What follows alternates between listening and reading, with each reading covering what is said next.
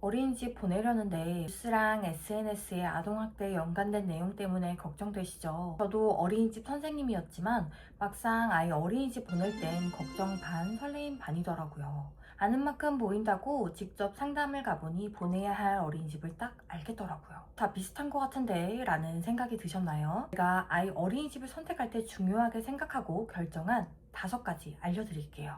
영상 끝까지 보시면 어린이집 선택하실 때 확실하게 도움 되실 거예요. 질문 리스트 전에 제가 상담 갔다가 바로 아이사랑 어플에서 지운 어린이집이 있었는데요. 왜 지웠냐면요. 선생님들께서 아이들은 보지 않으시고 계속 이야기만 나누시더라고요. 그리고 아이에게 소리치는 선생님도 계셨어요. 조금 놀랐는데요. 보통 어린이집에서 상담이 온다고 하면 선생님들이 조금 더 주의를 기울이는데 소리까지 지를 정도면 제가 없을 땐 어떨까라고 생각이 들었어요. 그런데 원장님께서는 저희 선생님들 경력 많아요. 정말 좋은 분들이에요. 라고 말하시더라고요. 경력도 경력이지만 아이를 대하는 태도가 굉장히 중요하다고 느낀 저는 그 어린이집은 보내지 않기로 결정했습니다. 전체적인 원 환경이나 우리 아이가 있을 교실을 보시면서 선생님들 표정이랑 반응도 함께 같이 보세요. 기회가 된다면 담임 선생님이 되실 분과 인사를 나눠보세요. 어린이집을 다니게 되면 원장님보다는 선생님과 있는 시간이 많거든요. 그래서 사실 담임 선생님이 더 중요합니다. 반 아이들이 몇 월생인지도 물어봤는데요. 바꿀 수 없다는 건 알고 있지만 저희 아이가 10월생이다 보니 많이 치여서 확인했던 것 같아요. 어린이집 선택하실 때는 먼저 기준을 세우는 게 중요합니다. 맞벌이라면 퇴근하고 어린이집에 도착하는 시간이 있으니 운영 시간을 봐야 하고요. 운전을 못한다면 걸어 다녀야 하기 때문에 거리를 봐야겠죠. 눈과 비가 올 때를 생각하셔야 해요. 사실 대부분의 어린이집은 큰 틀 안에서 비슷하게 운영되긴 합니다. 엄마의 기준과 아이에게 잘 맞는 어린이집이 가장 좋은 어린이집입니다. 아이한테 잘 맞는지 어떻게 아냐고요? 아이를 데려가 보시면 압니다. 상담할 때나 오리엔테이션 때는 대략 1시간 정도가 걸려요. 적인 원 운영이나 원에 근무하시는 선생님들 소개, 어떤 행사가 있는지 이야기해 주시거든요. 반이 여러 개가 있다 보니 보통 1시간 정도 설명해 주시는데 상담이나 오리엔테이션 때는 같이 가지 마시고 원 선택 전에 한번 아이와 교실 보러 간다고 미리 이야기를 해주시면 날짜를 조율해 주실 거예요. 그때 같이 가보세요. 아이가 편안해하는 곳이 있을 거예요. 그곳을 우선순위로 두시면 좋습니다. 저희 아이는 한 곳은 아예 입구부터 싫다고 했어요. 그리고 현재 다니는 어린이집은 들어가자마자 장난감을 가지고 놀더라고요. 어린이집 형태가 다양한 종류로 있는 거 알고 계신가요? 가정 어린이집의 경우엔 정말 가정집이라고 보시면 됩니다. 우리 집에서 여러 명의 아이들이 지낸다고 보시면 돼요. 넓지가 않습니다. 원마다 다르지만 나라에서 정해진 특성화비가 있어요. 그것보다 비용이 조금 더 들 수도 있습니다. 지출은 모두 아이들에게 쓰여지긴 합니다. 바깥 활동이나 특별 활동이 많은 경우가 대부분이고요. 저희 단지 내 가정 어린이집은 특별 활동을 만 1세부터 시작하더라고요. 대신 10만 원 이상의 비용이 들었습니다. 그래서 부담스러워 하시는 부모님들도 계시더라고요. 국공립 어린이집을 선호하는 어머님들이 많기 때문에 가정 어린이집에서는 국공립보다 가정 어린이집에 올 수 있도록 케어를 좀 더 꼼꼼하게 신경 써서 해주시는 곳이 많더라고요. 민간 어린이집의 경우에는 가정 어린이집보다는 조금 더 크고 국공립은 민간보다는 크다고 보시면 됩니다. 국공립에 보내려는 이유는 아무래도 나라에서 관리를 해주기 때문이죠. 근무를 해보니까 확실히 먹거리나 서류 같은 것도 조금 더 신경 쓰게 되는 것 같아요. 단점은 들어가기가 힘들어요. 저희 아이는 계속 순번이 밀려서 이번 생에는 못 갈 것 같습니다. 어제까지만 해도 2번이었는데 오늘 아침에 눈 뜨고 보니까 7번째로 밀려났더라고요. 이제부터 진짜 질문 리스트 시작할게요. 첫 번째, 운영시간과 방학 여부입니다. 저는 복직 예정이었어서 운영시간과 방학이 굉장히 중요했어요. 어린이집은 보통 7시 반에서 7시 반까지 운영을 하는데요. 야간 연장반이 있는 거 알고 계신가요? 야간 연장반이 있는 경우에는 석식도 신청이 가능하고 9시 반까지 아이를 맡길 수 있습니다. 대부분의 가정이나 민간 어린이집의 경우에는 부모님께 등하원 시간을 여쭤보고 시간을 조금 조율해서 운영을 합니다. 보통 9시에서 6시까지 운영하는 곳이 아주 많아요. 미리 한번 물어보시는 것도 좋을 것 같습니다. 아쉽게도 저희 단지 내 어린이집은 9시 전에 등원을 조금 꺼려 하시더라고요.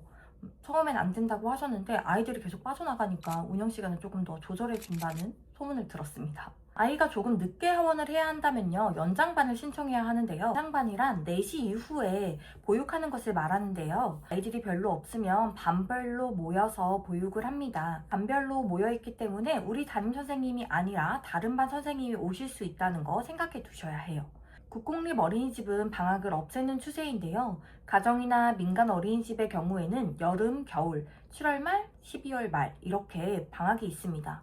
방학도 물어보셔야 내 연차 활용을 어떻게 할 수 있을지 하고 계획할 수 있겠죠. 두 번째는 안전과 위생입니다. 일과 중에 바깥놀이가 있는데요. 아이들의 사고는 진짜 순식간이잖아요.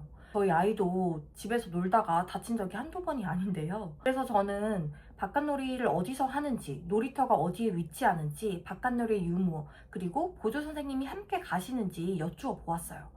만 0세 같은 경우에는 1대2로 시범 운영 중인데요. 우리 어린이집이 1대2로 보육을 하는지 1대3으로 보육을 하는지 먼저 물어보시는 게 좋을 것 같아요. 만 1세는 1대5, 만 2세는 1대7 이렇게 나라에서 정해진 선생님 대 아이들 비율이 있어요. 이 비율은 아무래도 다 지키고 있기 때문에 걱정 안 하셔도 될 것 같고, 보조 선생님은 필수가 아닙니다. 그래서 우리 원에 보조 선생님이 몇 분 계시는지 체크해 보시는 게 좋을 것 같아요. 아무래도 눈이 많으면 위험이 줄어든다고 생각하기 때문이죠. 가정 어린이집의 경우에는 원장 선생님이 담임 선생님으로 계시는지 꼭 확인하세요. 원장님이 담임 선생님으로 계시면 원장님의 일도 바쁜데 아이를 케어하기 힘든 게 사실입니다. 위생 부분에서는요, 배변 뒤처리 어떻게 하는지 여쭈어 보았어요. 닦아주시는지, 물티슈로 닦아주시는지, 교실에 화장실이 있는지, 있다면 어디에 위치하고 있는지, 어떤 식으로 닦아주시는지 확인했습니다. 처음 입소하면 감기에 정말 많이 걸려요. 우리 아이가 나으면 친구한테 옮기도 하고요. 보통 38도 이상의 열이 나면 부모님께 전화를 해주시는데요. 저는 원에 따로 해열제가 구비되어 있는지도 여쭈어 보았어요. 바로 달려올 수 없는 상황이 발생할 수도 있잖아요. 그래서 만약을 위해 약통과 해열제를 가방에 넣으려고 여쭈어 보았습니다. 열이 자주 나는 아이라면 열경련까지 갈 수 있으니까 미리 물어보시는 거 꼭 체크하시고, 혹시나 음식을 먹거나 이렇게 작은 아이스팩 같은 거 있잖아요. 이런 거 버리지 마시고 아이 냉장 보관해야 되는 약 보낼 때 함께 넣어주시면 도움이 됩니다. 세 번째는요, CCTV 사각지대가 있는지 확인했습니다. CCTV가 의무화되어 있기 때문에 없는 곳은 없어요. 하지만 언제든지 확인이 가능한지, 가려진 곳은 없는지 확인했던 것 같습니다. 거의 대부분의 CCTV 모니터는 원장실에 있어요. 원장실 책상에 잘 보이는 곳에 있는지도 확인해 보았습니다. 네 번째는요, 낮잠 시간과 적응 기간을 물어봤습니다. 낮잠을 잘 자는 아이들도 있지만 혼자 잠들기 어려워한다던가, 낮잠을 또래보다 적게 잔다던가, 낮잠을 안 자는 경우도 있잖아요. 우리 아이가 처음 간 기간에서 어떤 반응일지도 모르고요. 낮잠 시간에 잠들기 어려워하면 어떻게 하는지, 어떤 식으로 케어해 주시는지 여쭈어 보았어요. 적응 기간을 며칠 동안 하고 언제 첫 분리를 하는지도 여쭈어 보았습니다. 그리고 아이에게 미리 이야기해 주었어요. 천천히 아기가 생각할 수 있도록이요. 적응 기간은 원마다 다르겠지만 대략적인 걸 알고 있어야 저도 아이에게 말하기 쉬웠고 저도 예상할 수 있어서 그게 조금 편리했던 것 같습니다. 마지막 다섯 번째는요, 알림장이 키즈노트로 오는지 매일 오는지 여쭈어 보았어요. 아이가 아직 어리다 보니까 어떤 활동을 하는지, 어떤 일들이 있었는지 전달이 안 되기 때문에 키즈노트를 매일 올려주시는 원이 조금 더 낫다고 생각했어요. 저는 이렇게 5가지를 중요하게 보았고, 나머지 체크하면 도움이 될 것들도 마저 이야기 드릴게요. 첫 번째는 별도 지출 비용 여부입니다.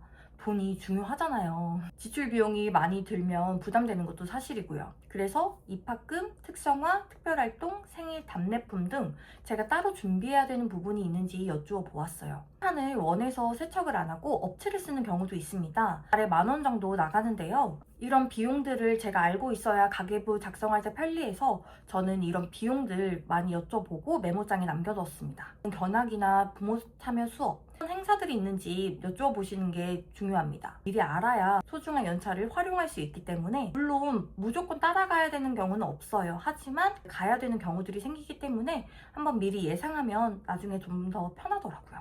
두 번째는 준비물입니다. 지구를 지키기 위해서 고리수거, 물통, 치약, 칫솔, 양치컵, 기저귀, 로션 이런 거를 미리 준비해 둬야 해요. 물건에는 이름을 써야 된다고 부탁 주시는데요. 저는 당근을 할 생각이었어서 라벨기를 신할 때 사가지고 지금까지도 유용하게 쓰고 있습니다. 도장도 많이 쓰시던데 도장은 지울 수가 없고 이름이 남겨져 있어서 당근 매물에 올라올 때 조금 찝찝하더라고요. 라벨기 추천드리고 싶습니다. 치약 칫솔 같은 경우에는 소독기에 넣으니까 소독기에 들어가도 되는지 UV 살균 해도 되는 제품인지 한번 확인해 보세요. 그래서 저희 아이가 쓰는 거 보여드리려고 하는데요. 이렇게 손잡이 없는 것보다는 손잡이가 있어야 아이가 손을 넣고 끼기가 편합니다.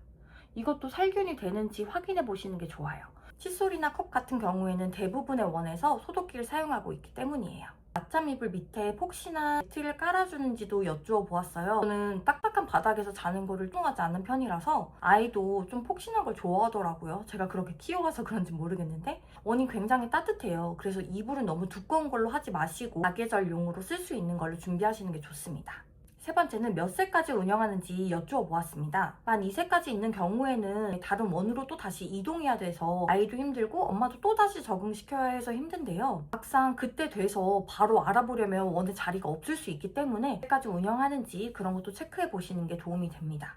어린이집 입소 전에 아이가 울지 않고 등원하기 위해서 여러 가지 했던 행동들이 있었어요. 어린이집 주변을 산책한다던가 준비물을 같이 고른다던가 그리고 여기는 이제 캐럿이랑 캐럿 친구들이 다니는 곳이야 라고 이야기도 많이 해주었어요. 우리 아이 너무 어려서 모를 것 같아요 라고 생각하고 말을 안 하시는 분들도 계시더라고요. 내 아이들이 다 느낌으로 알기도 하고 미리 얘기해 주시는 거 굉장히 중요합니다. 원의 하루 일과 시간을 먼저 여쭈어 본 뒤에 그 시간으로 루틴을 맞춰주었습니다. 사소한 것들이 나중에 어린이집 말고 유치원 갈 때, 학교 갈 때도 적응이 되기 때문에 이 연습하시는 것도 좋을 것 같아요. 이 체크리스트 듣고 상담 가보시면 확실히 다르게 보이실 거예요. 혹시 상담 다녀오셨다면 여기는 이런 게 좋았어요, 여기는 이런 게 이상했어요 라고 댓글 남겨주세요. 다른 엄마들한테도 도움이 될 거예요. 영상 보시고 혹시 어린이집 방문하셨는데 마음에 드는 곳이 없다면 시간제 어린이집을 한두 시간만 보내시는 것도 추천드리고 싶어요. 아이를 잠깐 맡겨두시면서 어린이집을 찾는 것도 방법이라고 생각합니다.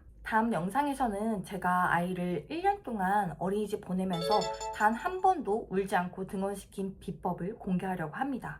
제가 많은 아이들을 적응시켜 봤는데 저희 아이처럼 안 울고 등원하는 아이는 없었거든요. 아이가 울면 엄마 마음도 속상하고 진도 빠지는 것 같아요. 구독해 주시면 알람 갈 거예요. 어린이집 선생님도 깜짝 놀란 비법이니까 잊지 말고 시청해 주세요. 오늘도 감사합니다.